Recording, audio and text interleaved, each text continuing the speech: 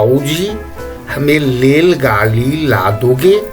कहता हुआ एक 5 वर्षीय बालक बाबू रामजी दास की ओर दौड़ा।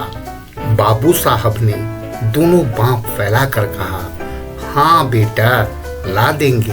उनके इतना कहते कहते बालक उनके निकट आ गया। उन्होंने बालक को गोद में उठा लिया और उसका मुख चूम कर बोले, क्या करेगा रेलगाड़ी? बालक बोला, उसमें बैठकर बड़ी दूर जाएंगे, हम भी जाएंगे, चुन्नी को भी ले जाएंगे, बाबूजी को नहीं ले जाएंगे।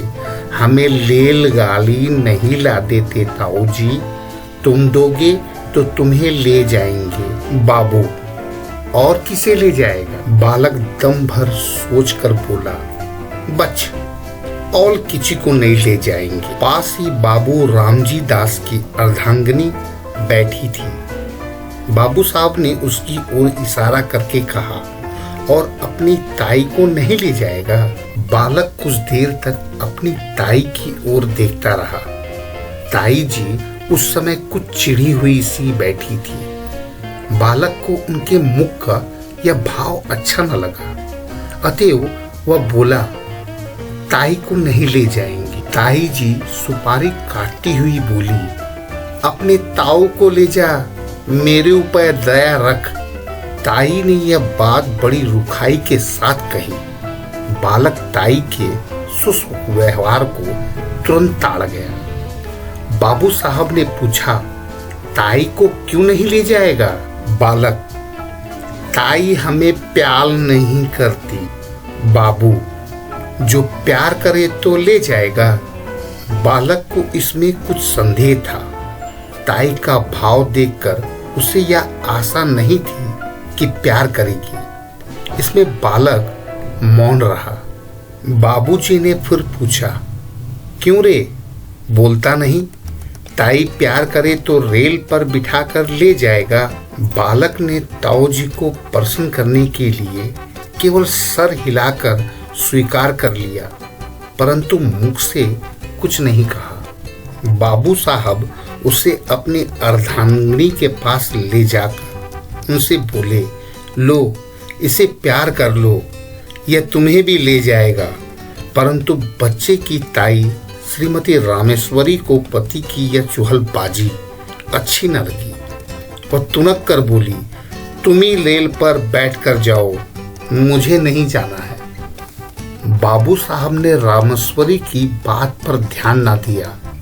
बच्चे को उनकी गोद में बिठाने की चेष्टा करते हुए बोले, प्यार नहीं करोगी तो फिर रेल में नहीं बिठाएगा, क्यों रे मनोहर? मनोहर ने ताऊ की बात का उत्तर नहीं दिया। उधर ताई ने मनोहर की अपनी गोद से ढकेल दिया। मनोहर नीचे गिर पड़ा। शरीर में चोट नहीं लगी, पर हृदय में चोट लगी। बालक रो पड़ा। बाबू साहब ने मनोहर को गोद में उठा लिया, चुमका कर पुचकार कर चुप किया और तत्पश्चात उसे कुछ पैसे तथा रेलगाड़ी ला देने का वचन देकर छोड़ दिया।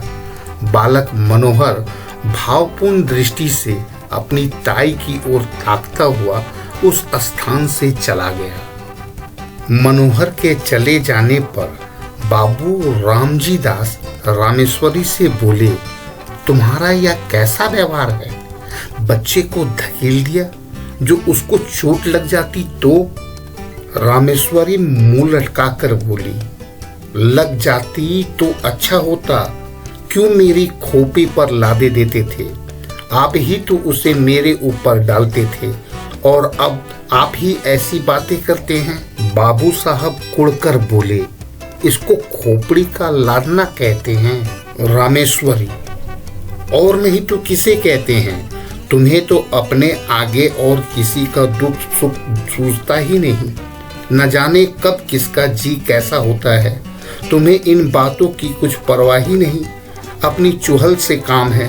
बाबू, बच्चों की प्यारी प्यारी बातें सुनकर चाहे जैसा भी जी हो प्रसन्न हो जाता है, मगर तुम्हारा हृदय न जाने किस धातु का बना हुआ है। रामेश्वरी, तुम्हारा ही होगा और होने का होता भी है, मगर वैसा बच्चा भी हो तो पराये धन से भी कहीं घर भरता है।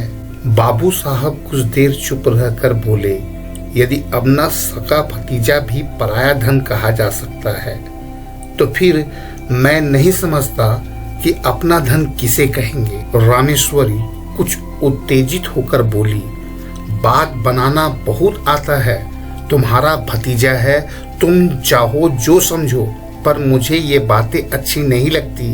हमारे भाग ही फूटे हैं, नहीं तो काहे को देखने पड़ते।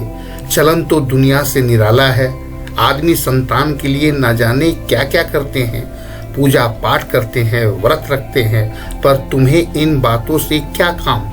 रात दिन भाई भतीजों में मगन रहते हो।